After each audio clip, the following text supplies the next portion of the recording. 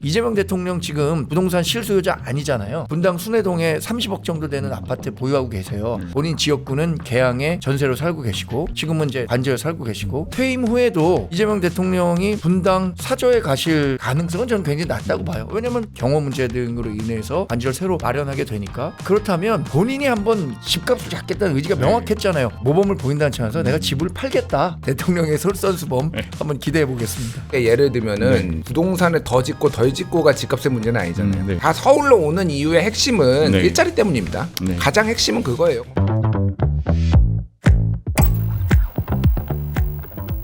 지난주부터 굉장히 11호 부동산 대책 후폭풍이 굉장히 강하게 있고 사실 지난주에도 많은 얘기 나눴긴 했는데 오늘도 어김없이 아마 관련된 이야기들을 많이 드리게 될 것 같습니다. 그래서 사실 국회의원들의 집값 논쟁으로 좀 어떻게 보면 확산이 됐고 이제 국토부 1차관이 사퇴까지 하는 상황까지 펼쳐지면서 어떻게 보면 뭐 당분간 이 이슈는 계속 될 걸로 생각이 되는데 사실 장동혁 대표가 이제 다주택 4개의 주택에 플러스 뭐 토지 여러 가지 합쳐가지고 뭐 4채를 합쳐도 뭐 8억 5천만 원이다 이러면서 뭐 자기의 어떻게 보면 방어에 나서고 그러면서 이제 김병기 원내대표나 이재명 대통령의 집까지 이제 어떻게 보면 바꿀 용의가 있다 뭐 이런 식으로까지 얘기를 하면서 계속 논란을 좀 어떻게 보면 키워가는 상황이 됐습니다. 여기에 이제 또 민주당에서는 이제 김준혁 의원이 자기의 살고 있는 뭐 전세랑 대출까지 합쳐서 맞바꾸자 뭐 이런 식으로 어떻게 보면 계속 주고받고 있는 상황인데 좀 두 분 보셨을 때 이 같은 논쟁이 좀 여야 정치권에 좀 어떤 영향 그리고 민심에는 어떤 영향을 좀 줄 걸로 보시나요? 제가 먼저 말씀드릴까요? 일단 부동산 문제와 관련해서 이렇게 논란이 불거지면요. 부동산 시장에 대해서 굉장히 부정적인 발언을 해왔고 또 다주택에 대해서도 마치 투기꾼처럼 매도했음에도 불구하고 본인들은 그렇지 않다라는 것들이 드러나고 있는 민주당의 불리한 이슈죠. 국민의힘 정치인들도 뭐 다주택, 근데 다주택자라고 하는 것에 대해서 좀 생각해 볼 필요는 있을 것 같아요. 우리나라가 만성적인 지금 주택 보급, 주택 보급률이 100% 넘었다고는 하지만 여전히 서울에는 제가 통계를 보니까 450만 가구가 있거든요. 우리 1인 가구 포함해서. 근데 주택은 390만 채 있어요. 한 4, 50만 채는 부족한 상태고 연간 한 4만 5천 채 정도가 부족하다 그러더라고요. 신규 수요가. 근데 그 다주택자는 반대로 전세나 월세를 통해서 주택을 공급하고 있는 사람인데 지나치게 매도하고 있는 측면이 있다고 생각해요. 아마 장동혁 대표에 대해서도 6채나 갖고 있어 이렇게 얘기하니까 그럼 잘못된 거 아니야 라고 얘기하는데 또 하나하나 따지고 보면 그런 다 사정이 있더라고요. 그래서 이런 그 부동산 문제와 관련한 논란이 불거지면 저는 결과적으로는 말 따로 행동 따로 보였던 민주당의 불리한 이슈지 장동혁 대표 또는 국민의힘의 뭐 원내대표가 강남에 40억대 넘는 그 부동산을 갖고 있다고 해서 그 부분에 대해서 비판 여론이 더 높아질 것 같지는 않거든요. 그러니까 부동산 이슈라는 건 결과적으로는 그 민주당 진영의 좀 불리한 이슈죠. 결과적으로는. 평론가님 어떻게 보셨습니까? 세상 쓸데없다. 도대체 어디로 가고 있는 거냐 이 논쟁이 뭐 그 생각이 들어요. 그러니까 이제 감정선의 문제라고 제가 지난주에도 말씀드렸잖아요. 그러니까 계속 문제 제기를 하는 게 문제 제기를 야당에서 할 만한 문제도 있다고 봐요. 그러니까 저는 이상경 같은 경우에는 특히 이제 작년에 본인이 33억에 사가지고 1년 만에 한 7억 뭐에서 9억 정도 벌었다는 거 아니에요. 그러니까 그거는 그 본인이 나와가지고 저런 얘기하면은 뭐 터지죠 진짜로. 근데 이제 김용범 정책실장 막 투기꾼이라고 하는데 2000년에 샀습니다. 2000년에. 그러니까 25년 전까지도 그러면 이렇게 비난을 받아야 되냐. 2억 원 금융위원장 2013년에 샀어요. 그러니까 이게 이 정권 아니면 뭐 전 정권 이 정도면은 우리가 뭐 이렇게 비판의 대상이 될 수 있는데 이거는 뭐 다 싸잡아서 하니까 그래 한번 보자 뭐 이렇게 된 거죠. 피장파장론을 지금 민주당이 꺼낸 거예요. 그러니까 사실 그래서 이제 전수조사하자는 얘기도 야 재산 누가 많은지 한번 집 누가 많은지 볼까? 그럼 국힘이 더 많을 걸? 뭐 그거는 부자가 더 많은 건 사실 의원들 중에서 부자가 많은 건 사실이니까 뭐 이렇게 이제 갈 거란 말이에요. 그래서 하등 쓸데없는 논쟁으로 가고 있다. 그래서 뭐 정부 여당에 대해서 공격도 저는 뭐 필요하다고 보고 좋은데 이게 이상한 대로 좀 안 갔으면 좋겠다 그 생각이 들어요. 그러니까 뭐 6채 그리고 얘기해도 2채는 이제 지분이 뭐 상속받아서 10분의 1, 5분의 1 이러니까 경남 진주에 있는 거랑 뭐 이거는 재산 가치가 사실상 뭐 몇 천만 원 수준이고 근데 그거를 빼도 이게 4채를 합쳐서 8억 5천, 한 5천 빼고 4채를 합쳐서 8억이라는 게 말이 되나요? 구로구 아파트만 네. 제가 오늘 검색해봤어요. 그래서 그 아파트 구로구 현대 아파트 최근에 거래된 거가 8억이 넘더라고요. 그럼 도대체 이 가격은 뭘로 나온 거냐 도대체. 네. 그러니까 이게 거짓말 논쟁 뭐 이런 것까지 지금 막 나 붙는 거거든요. 네. 참 비생산적인 논쟁이다 그 생각은 들어요. 예. 변호사님 말씀하신 대로 어떻게 보면 그 아파트 가격 가지고 계속 진실 논란처럼 가는데 근데 네. 아파트 4채를 갖고 있어서 뭐 가격이 뭐 얼마다 이렇게 얘기하는 거랑 아파트 한 채를 갖고 있는데 뭐 수십억이다. 이거 비교하는 게 모르겠어요. 국민의 감정선을 건드리는 네. 건 문제는 있다고 생각하는데 장동욱 대표 제가 작년에 같이 다닐 때가 있었잖아요. 네. 뭐 이른바 친한계 멤버였기 때문에 형님 어디 사세요? 그랬더니 구로구에 그 돈도 안 되는 아파트 사는데 가족끼리 처음 이제 모여 살게 됐다. 이런 얘기 하시더라고요. 네. 그럼 그동안 어디 사셨는데? 대전에 있었으니까 대전에 뭐 전세 살다가 이렇게 당당히 부동산 문제와 관련해서는 얘기했었는데 대전에서 전세로 사셨었던 것 같아요. 네. 그 정리를 했고 보령 서천에서 지역구 의원을 하기 때문에 내가 여기에 집 한 채는 있어야겠다. 왜냐하면 주말에 가서 네. 그 지역 활동을 해야 되니까 구로의 가족들하고 살고 그 서울 여의도의 오피스텔이라는 것은 그 본인이 그 평일에는 의정 활동을 해야 되니까 네. 그래서 주거를 해결하기 위해서 가졌던 거예요. 또 하나는 노모가 갖고 있는 보령서천의 주택 네. 이게 갖고 있는 거거든요. 근데 이 문제를 갖고 단순히 주택 수가 많다는 이유로 민주당이 공격하는 것 자체는 전형적인 물타기라고 봅니다. 네네. 아까 말씀하신 진주와 경기도에 있는 아파트는 장인어른이 돌아가시면서 지분의 5분의 1과 10분의 1을 가졌는데 그것까지 이제 채수를 계산하게 되니까 이런 문제가 발생했다고 봅니다. 저는 장동욱 대표가 이렇게 주택을 많이 갖고 있다는 거 본인도 정치인으로서 이게 참 죄송하다 이렇게 얘기를 했는데 이거에 대해서 자꾸 민주당이 그 정치 공세를 할수록 전 민주당의 내로남불만 더 부각될 것 같다는 생각을 계속 하게 돼요. 사실 여기에 이제 뭐 개혁신당 이준석 대표도 이제 일종의 뭐 참전을 한 건데 마이마흐 타고 벤틀리 타는 사람들이 이제 집에 중형차 한 대나 경차 한 대, 용달 한 대, 오토바이 한 대 가진 사람한테 차 4대나 있다 하고 공격하는 느낌이라는 식으로 이제 지금 뭐 보고 계신 이제 SNS에 글도 남겼는데 뭐 이런 사실 어떻게 보면 워낙 이게 논란이 되다 보니까 또 어떻게 보면 국민의힘과 합심하는 듯한 모양새가 좀 비춰지기도 했습니다. 저는 저걸 보면서 합당이 얼마 안 남았나? 거기까지 내다보셨나요? 저는 저거 보면서 이 생각했어요. 저의 경험이 처음에 정치한다 그랬을 때 이제 뭐 그 재산 신고 하잖아요. 네. 그게 제 재산은 지금 공개되지는 않았습니다. 왜냐하면 한 번도 공직에 정식으로 가지는 않았으니까. 그러나 당에는 그 신고를 할 때 하거든요. 제가 그때 차가 친구가 그 타던 10년 된 BMW 2000cc를 타고 있었어요. 그리고 우리 장인어른이 벤츠를 타고 계셨고 제가 오토바이를 타고 다니는 혼다 PCX. 근데 그거를 다 기록해야 되거든요. 그랬더니 대뜸 물어본 아니 차가 다 외제차다. 아니 PCX는 그게 차가 아니고요. 오토바이입니다. 그 오토바이는 국내 오토바이가 국산 오토바이가 거의 없어요. 그 벤츠는 장인어른이 연세가 많으셔갖고 보험을 가입해야 되는데 보험 가입이 안 되는 거예요. 그래서 제가 100분의 1의 지분을 갖고 있었어요. 100분의 1의 지분을 갖고 있는 겁니다. 근데 그것도 한 채로 인식하고 있는 거예요. 그러니까 지금도 그런 문제가 되는 것 같아서 제가 약간 동병상련 스타일 느꼈습니다. 그러니까 뭐 장동영 대표 얘기 들으면은 뭐 이해되는 부분도 있고 뭐 그런데 원래 이 바닥이 선동은 쉽고요.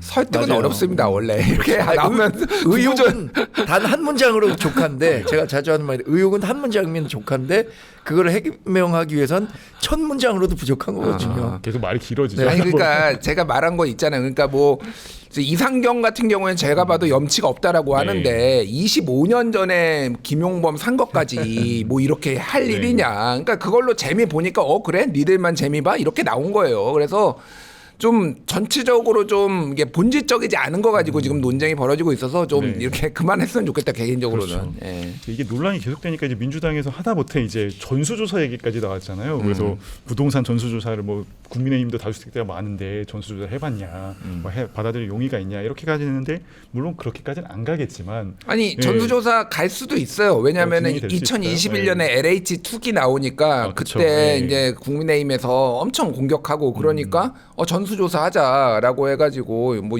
윤희숙 의원 갑자기 이제 의원직 사퇴하고 막 이런 일까지 네. 있었잖아요. 그러니까 불가능하지는 않은데 이미 재산 다 관보에 다 올라가 있고 네. 굳이 뭐 해야 되나 그런 생각이 들어요. 예. 국민의힘에서 받을 수 있을까요? 아니 저도 마찬가지로 생각합니다. 관보에 다 올라가 있어요. 네. 그거 만약에 신고 제대로 안 했다면은 공직선거법상 그 재산 신고 잘못했다는 이유로 당선 무효가 될 정도로 엄하게 다루고 있거든요. 그렇죠. 네. 전수조사할 필요도 없이 그거 엑셀로 다 정리하면 누가 얼마만큼의 부동산 갖고 있는지 다 나올 겁니다. 네네.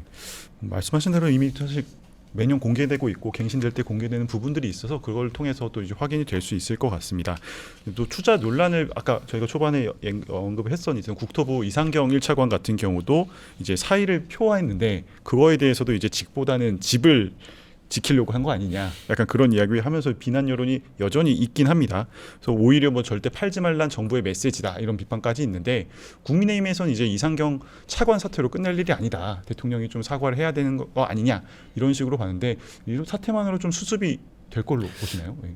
일단 국민 민심은 부동산 정책과 관련해서는 굉장히 차갑습니다. 부동산은 뜨겁지만 민심은 차갑다. 그렇기 때문에 이상경 차관의 사퇴로 마무리 지을 게 아니라 지금 무엇이 잘못됐는지 원점 재검토가 필요하다고 생각해요. 네. 지금 국민이 제일 불안해하는 것은 이렇게 수요를 확 눌러놨는데 그래서 거래가 안 될 것 같은데 나중에 6개월, 1년 지나서 집값이 어떻게 될까? 그것과 이것에 따른 연쇄 효과, 이른바 풍선 효과라고 하잖아요. 전세 가격 상승하고 월세 가격 상승할 거다. 그러면 서민 주거 안정은 오히려 더 나빠지는 거 아니냐? 이런 걱정하고 있거든요. 이걸 어떻게 불식시킬 거냐? 그래서 뭐 공급 대책 빨리 내놓으라라고 하니까 네. 연말에 나온다 이렇게 얘기해요. 그럼 지금까지 왜 못 내놓고 있었던 겁니까? 또 하나는 공급 대책 내놔봤자 결국에는 5년 10년 후에 나올 건데 그거 갖고 자꾸 공격하는 국민의힘의 프레임이 잘못됐다라고 얘기하는데 결국에는 시장은 신뢰거든요. 네. 과거 보수 정권이 잡았을 때 부동산 시장이 상대적으로 안정을 보였던 것은 보수 정권 때는 어쨌든 시장 친화적 또 공급과 관련해서 규제 완화 있을 것이다라고 생각했기 때문에 미래에 있던 수요가 한꺼번에 몰리는 일은 없었어요. 네. 근데 지금 민주당 정권 들어설 때마다 결국 5년 후, 10년 후에 집을 사려고 했던 사람들도 민주당 정권에선 공급 안 하기 때문에 집값 더 오를 거다라고 생각해서 이걸 당겼기 때문에 집값이 크게 오르는 거거든요. 네. 그거를 어떻게 불식시킬 거냐. 이게 저는 정책 성패의 관건이 있다고 보고 네. 지금 이렇게 완전히 수요를 억눌러서 거래를 틀어막는 거 성공할 수 없다고 봅니다. 네. 뭐 부동산 논쟁 이미 많이 해가지고 더 할 필요는 없는데 저는 네. 좀 불가피한 조치였다고 생각을 해요. 그러니까 워낙 서울의 주택 시장은 실수요도 있지만은 굉장히 이제 가수요나 투기 수요도 있는 것도 사실이고. 그러니까 뭐 지금 주거 사다리를 걷어쳤다고 하는데 그러면은 20대나 30대가 25억 원 이상 뭐 풀로 대출 20억 원 대출 땡겨가지고 그러면 강남에 집 사면은 그게 주거 사다리냐. 그러니까 뭐 15억 원 이하는 6억 원 대출과 LTV 40%로 지금 유지를 하잖아요. 그러니까 기존에 하던 거하고 크게 상관은 없어요. 그러니까 이게 다만 전체를 이제 토지거래허가 구역으로 묶은 거가 조금 충격적이긴 하죠. 사실 한 번도 있지는 않았으니까. 그래서 저는 이거는 이걸로 집값을 잡는다기보다는 일단은 지난번에 얘기했지만 다 얼려버린 거예요. 그러니까 일단은 지금 마땅한 정책적 수단이 없으니까 그래서 뭐 여러 가지 조치들이 후속 조치들이 나올 것 같고 여론조사가 저는 한국갤럽게 굉장히 흥미롭더라고요. 그 지난주 금요일에 나온 거 한국갤럽 보면은 11호 주택시장 안정화 대책에 적절하다 37, 적절하지 않다 44, 모름무응답 19. 그래가지고 물론 적절하지 않다가 더 많기는 하지만은 이게 엄청나게 이게 차이가 난 건 아니고 오차범위 바뀌긴 하지만은 약간 이런 있고 중도층에서는 적절하다 39, 적절하지 않다 42니까 중도층에서는 거의 오차범위 내예요. 네. 뭐 이런데 서울이 적절하다 36, 적절하지 않다 44. 서울이 지금. 다 묶였으니까 네. 거래하려면 이제 다 신고해야 되니까 이게 네, 그렇고 30대가 열받았어요. 적절하다 24, 적절하지 않다 57. 그러니까 소위 말하는 주거 사다리를 걷어쳤다라는 그 프레임이 이제 어느 정도 뭐 먹히고 있다고 봅니다. 그래서 쉽지 않은 문제예요. 네. 쉽지 않은 문제인데 어쨌든 이게 정말로 일방적으로 문제가 있는 것이냐 저는 뭐 그렇게 보지는 않습니다. 근데 이 여론조사에서 전 눈여겨봤던 건 그거예요. 이재명 대통령의 국정 지지율은 올랐거든요. 네. 56%. 네네. 민주당 지지율도 올랐어요. 3% 포인트. 근데 우리가 이렇게 여론조사를 하다 보면은 투표장에서도 마찬가지지만 이른바 줄투표 성향이 나타나요. 대통령 국정 지지하냐? 지지한다라고 했던 사람은 이 정책, 부동산 정책에 대해서 다소 불만이 있다고 하더라도 지지한다 이렇게 답변해서 네. 전체적으로 높게 나오는 게 일반적인 현상인데 이거는 이 교차 투표가 일어난 거잖아요. 줄투표가 아니라.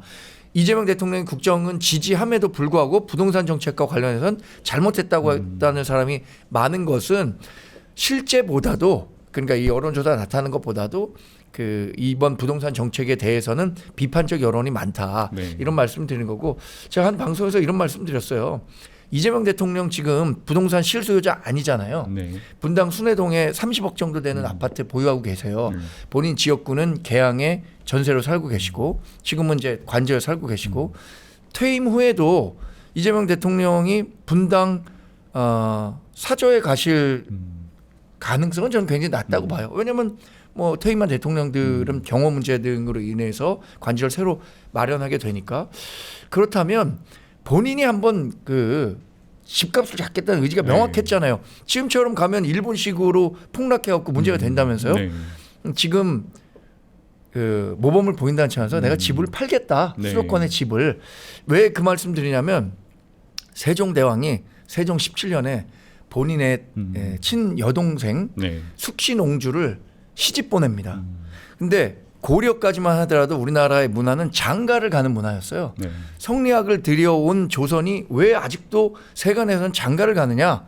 시집을 보내라라고 했는데 일반 그 백성들이 말을 안 듣는 거예요. 네. 그래서 세종대왕이 내가 그러면 친히 내 여동생을 시집을 보내겠다라고 했고 그때서부터 시집 가는 문화가 정착이 됐거든요. 솔선수범을 그러니까 대통령의 솔선수범 한번 기대해 보겠습니다. 말씀하셨던 부분도 이제 이 대통령이 이제 대구 이제 타운홀 미팅에서 한 발언과 좀 연결이 되는데 이제 수도권 집값을 잡지 못하면 일본처럼 잃어버린 30년이 될 수 뭐 시작될 수 있다. 뭐 이런 식에서 집값 문제에 대한 좀 우려를 어쨌든 표명한 걸로 보입니다. 근데 뭐 지역 균형이나 이런 부분들은 늘 나오던 문제긴 한데 사실 이게 또 이것 또한 단기간에 좀 해결되기가 어려운 부분이다 보니까 어떻게 보면 이런 부분들에 대한 고민이 계속 될 걸로 보이는데 평론가님 보셨을 때는 장기 어떻게 보면 사실 대통령 임기도 사실 5년밖에 안 되다 보니까 이걸 이 부동산 문제라는 게 단기간에 성과를 내기엔 좀 어려운 부분이잖아요. 그러니까 근데 중요한 거는 그러니까 지금 뭐 지역에 예를 들면은 뭐 부동산을 더 짓고 덜 짓고가 집값의 문제는 아니잖아요. 네. 그러니까 수도권은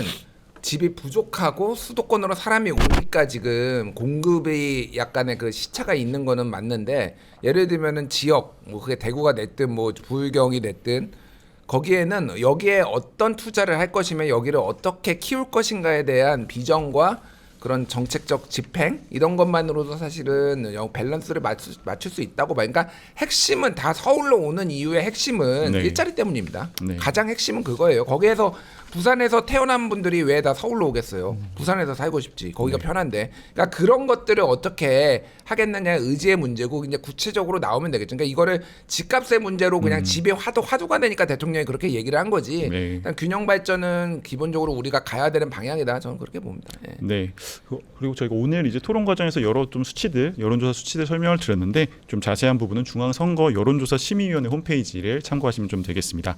말씀하신 김에 사실 오늘 또 속보 중에 하나가 이제 코스피 4천 돌파인데 어떻게 보면 이게 또 부동산 문제랑도 계속 연결이 될 수 있는 부분이어서 좀 질문을 드리고 싶습니다. 소장님 또 이제 관련 경제 쪽 책도 쓰시고 정말 그 깜짝 놀랐어요. 제가 증권 관련 책을 3권 썼어요. 네. 애널리스트 따라잡기, 주식으로 돈 버는 100가지 방법, 가치 투자가 최고다. 이게 2000년대 초중반에 네네. 3권이나 연이어서 썼었는데 네. 지금은 제가 좀 주식시장에 대해서 정치를 하다 보니까 네. 관심도 좀 덜하고 했는데 코스피가 오늘 4천 넘은 거 보고 깜짝 놀랐습니다. 예. 정말 머니 무브라고 해서 이 머니 무브가 있는 건가라는 생각이 들 정도로 지금 유동성이 한꺼번에 주식시장으로 네. 몰리고 있어요. 근데 주식 투자에서 유명한 격언이 있어요. 치과 의사가 주식시장 얘기를 할 때 그때가 뺄 때다. 근데 우리가 지금 정치 프로그램에서 코스피 얘기하고 있잖아요. 이제 빠질 야, 건가요? 이거 이런 때인가? 라는 생각이 들면서도 반대로 지금 유동성은 풍부한데 부동산 시장은 아예 거래가 안 되거든요. 네. 지금. 그러니까 일반인들이 선호하고 있는 지역은 주택을 사는 것이 거의 막혀 있어요. 네. 이분들이 그러면 야 그러면 이참에 주식시장 좋다는데 여기에 가서 좀 돈을 벌어서 나중에 집 살까 이런 생각할 것 같아요. 그래서 네. 이 그 관성이라는 게 있어서 주식시장이 조금 더 오르는 거 아닌가? 결과적으로는 지금 이재명 대통령의 국정 지지율 전 평가할 때 사실 지난 4개월 동안 이렇다 할 성과를 낸 건 없거든요. 정치적으로 뭐 네. 부동산 정책이든 외교적이든. 그런데 코스피 지수는 본인이 얘기한 것처럼 내가 당선되는 것만으로도 3,500원 바로 간다. 네. 이게 너무 각인되잖아요. 그리고 코스피 5,000시대 열겠다. 그 길로 가니까 야 이거 진짜 가나보다 네. 라는 생각이 들어왔고 코스피 지수가 이재명 대통령의 국정 지지율에 정말 굳건한 받침목이 되고 있다라는 네. 평가는 할 수 있을 것 같습니다. 아니 뭐 5천은 저도 아직 모르겠고 네. 근데 4천은 넘을 거라고 진작에 얘기를 했어요. 그러니까 이 정도로 의지를 가지고 이렇게 하고 그러니까 일단은 윤석열 정부 때 경제 상황이 말도 아니었어요. 4분기 연속 네. 0.1 이하 마이너스 0.1 막 기록하고 그래서 완전히 내수가 완전히 죽어버렸잖아요. 그거를 정권 교체만 해도 사실 그거는 어느 정도 극복할 수 있다. 말도 안 되게 뭐 건전재정이라고 하지만은 감세도 하면서 이것까지 다 재정까지 다 그렇게 하면서 건전재정도 못 하고 뭐 이런 상황이었단 말이에요. 그래서 네.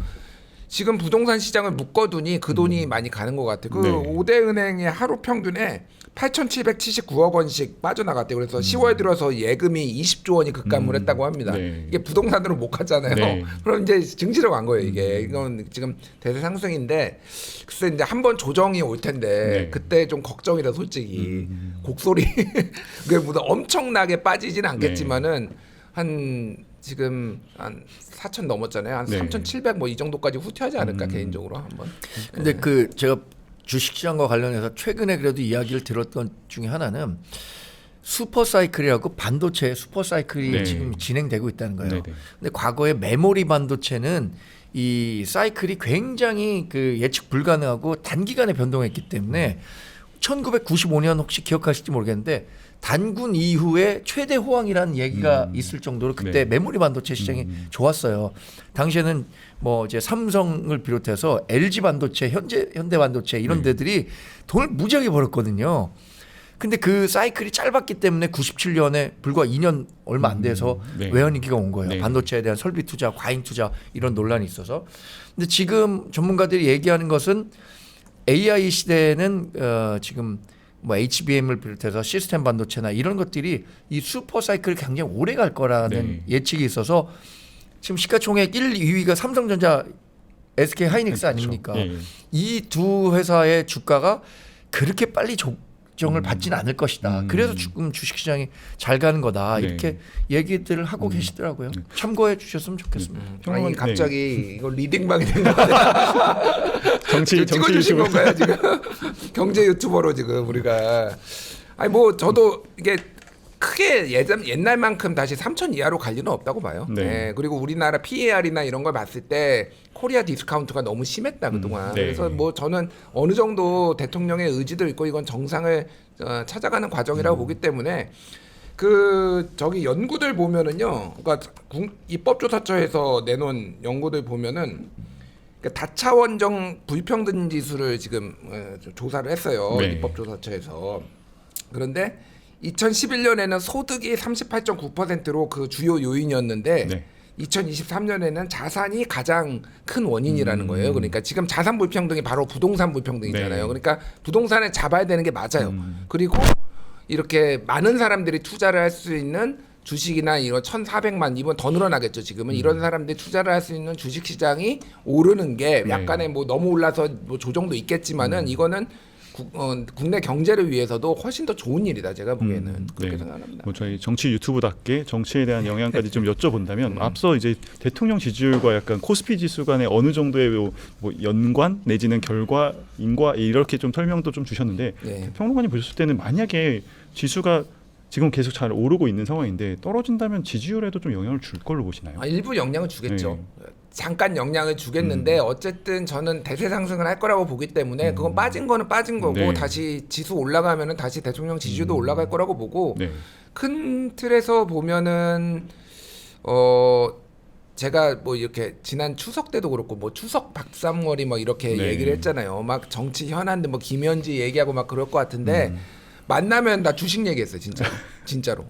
다 주식이 네. 얼마 올랐다, 자기가 주식 투자한 거 얼마다. 이게 진짜로 많은 사람들이 관심을 갖고 있는 문제라서 이 국정 수행 지지율에 굉장히 좋은 영향을 끼칠 것 같아요. 그러니까 주식시장이 오르면 좋은 영향을 주겠죠. 네. 그런데 뭐 하락하면은 저는 절대적인 영향을 줄 것 같아요.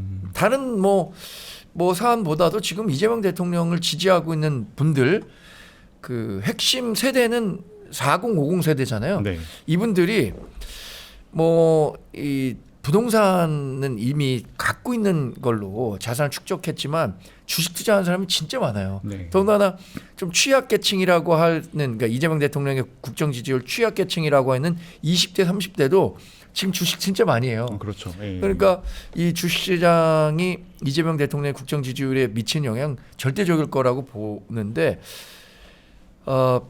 국민의힘으로서는 조금 부담스러울 수는 있어요. 주식시장이 이렇게 올라갔고 네. 말이야. 대통령 지지율 계속 오르면 어떡하나. 네, 네. 그렇다고 주식시장 폭락하라고 기도할 수도 없는 거 아닙니까? 약간 딜레마적 상황이죠. 그럴 리는 없습니다. 예, 견제기 정청래 대표가 있기 때문에 많이 오를 것 같으면은 정 대표가 알아서 다 깎아줍니다. 보정을 네네. 해주기 때문에 네. 그럴 리는 없어요.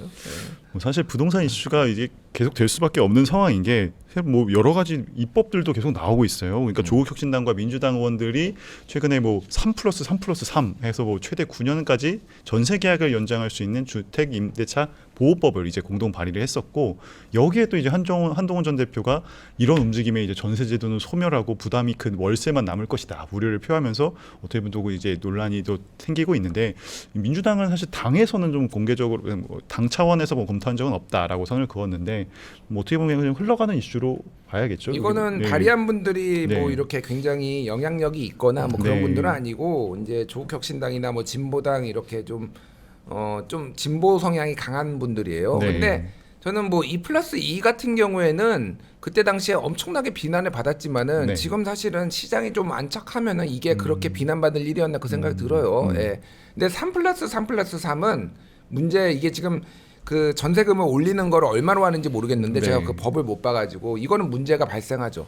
왜냐하면 10년이면은요. 그렇죠. 10년이면은 주택 가격에 만약에 전세 가격을 시장 가격에 따라서 올리지 못하면은 네. 이거는 갭이 너무 커져요. 그러면은 이게 문제가 한국이 이제 전세 시장이 존재하는 이상 3+3+3은 이거는 말이 안 된다. 제가 보기에는 네. 그냥 집 없는 사람을 중심으로 했는데 정책이란 거는 특히 정부 여당은 집 있는 사람과 없는 사람을 다 골고루 해야 될 거 아니에요. 네. 집이 있는 사람이 한 60% 되거든요. 대한민국에. 그러면은 이거는 좀 저는 아니라고 봅니다. 네. 개인적으로. 네. 2020년에 그 전월세법 통과될 때 네. 서울에서 전세 비중이 얼마였냐면요. 65% 정도 됐어요. 네. 근데 지금 전세 비중 얼마인 줄 아세요? 39%예요. 이 2+2만으로도 전세 비중이 대략 20%포인트가 줄어든 그렇죠. 겁니다. 네. 근데 지금 3+3 하잖아요. 그러면 전세를 놓겠다는 사람이 없어질 거예요. 네. 내가 주택을 갖고 있다고 하더라도 아니 임대를 한 번 주면은 그 사람의 요구에 따라서 9년까지 여기에 속박되는 계약 네. 이걸 맺어야 되는데 그럼 내가 전세 주려고 하겠습니까? 네. 그 다주택자들이 이렇게 되면 이 전세 안 주겠습니다. 대신 뭘로 할까? 월세로 바꾸겠습니다. 네.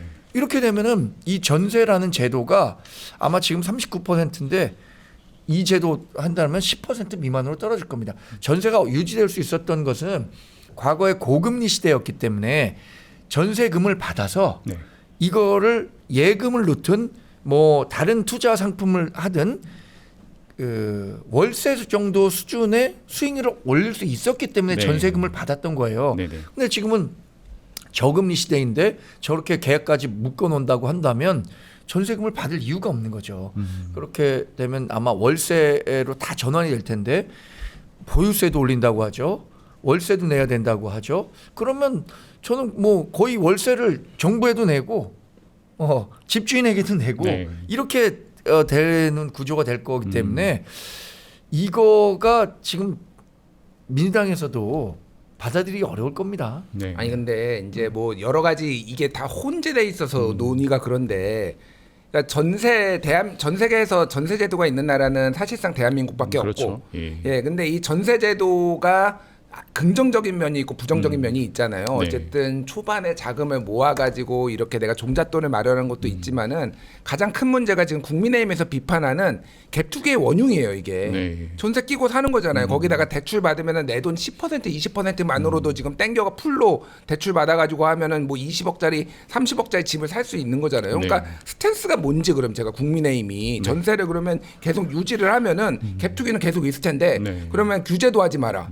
대출 규제도 하지 마라. 전세도 냅둬라. 네. 그러면 이제 다 투기판 되는 거예요. 그러니까 비판은 할 수 있는데 도대체 원하는 게 정확하게 뭐냐 그러니까 네. 이게 방향이 이렇게 이거는 이거대로 비판하고 저거는 저거대로 비판하는데 악의가 안 맞는 거예요. 그러니까 이게 네. 지금. 예. 그 전세라는 제도가 우리나라에서 왜 있을 수밖에 없었냐? 첫 번째는 우리나라 집값은 계속 오른다라는 신념이 있었기 때문에 네. 전세 제도가 있었고 또 하나는 고금리 때문에 있었는데 지금 두 가지 부분은 그 과거에 비해서는 정도가 굉장히 떨어졌어요. 네. 제 생각엔.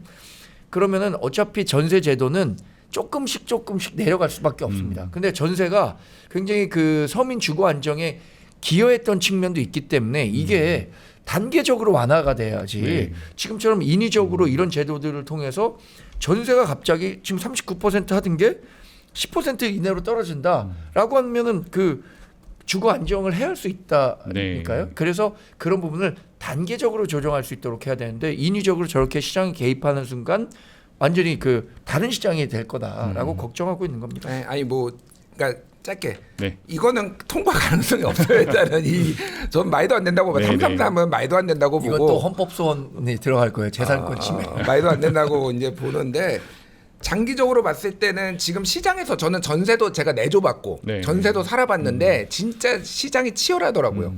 그러니까 얼마에 월세 얼마, 전세 얼마 이게 매물이 다 나와 있어가지고 네. 서로 눈치 보기가 그래서 자연스럽게 지금 시장이 조정하고 있더라고요. 그래서 네, 뭐 네. 굳이 뭐 인위적으로 할 필요도 없다 제가 보기에는. 네.